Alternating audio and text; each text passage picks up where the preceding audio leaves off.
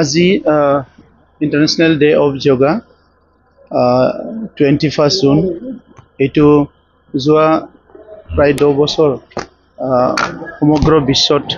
উদযাপন কৰি আহিছে। আমি ভাৰতীয় মানুহ হিচাপে আজিৰ দিনত বহুত গৌৰৱ অনুভৱ কৰোঁ কি ভাৰতবৰ্ষৰে এটা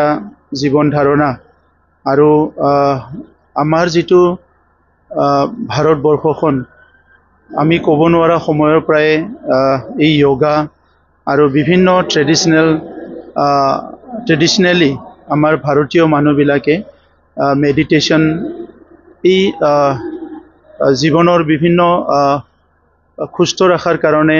মন বা শৰীৰ সুস্থ ৰখাৰ কাৰণে বিভিন্ন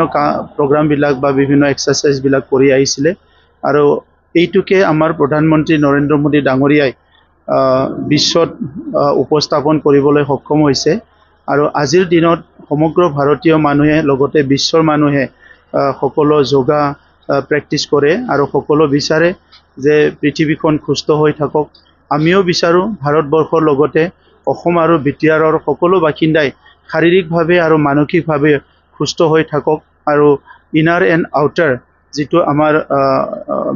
মানসিকতা আছে বা আমাৰ যিটো প্ৰক্ৰিয়া আছে এইটো সদায় মানে ভাইব্ৰেণ্ট হৈ থাকক এইটো আমি বিচাৰোঁ আৰু সেইকাৰণে আজিৰ দিনত মই প্ৰধানমন্ত্ৰী নৰেন্দ্ৰ মোদী ডাঙৰীয়া ভাৰতবাসী আৰু বিশ্ববাসীক যোগা দিনৰ শুভেচ্ছা জনাইছোঁ আৰু বিটিআৰবাসীকো যোগা ডেৰ আমি শুভেচ্ছা জনাইছোঁ যে বিটিআৰবাসী আমাৰ সকলো বিভিন্ন প্ৰেছাৰত বিভিন্ন পৰিৱেশত যোৱা সময়ত থাকিব লগা হৈছে আৰু আজি যিহেতু এটা সুস্থ পৰিৱেশ আহিছে ইয়াত যোগা প্ৰেক্টিছৰ দ্বাৰা আমি আৰু সুস্থ হ'বলৈ পাৰোঁ আৰু সমাজখন আগলৈ লৈ যাব পাৰোঁ। গতিকে মই সকলো শ্ৰেণীৰ ৰাইজক আজি ইণ্টাৰনেশ্যনেল ডে অফ যোগাৰ মই শুভেচ্ছা জনাইছোঁ।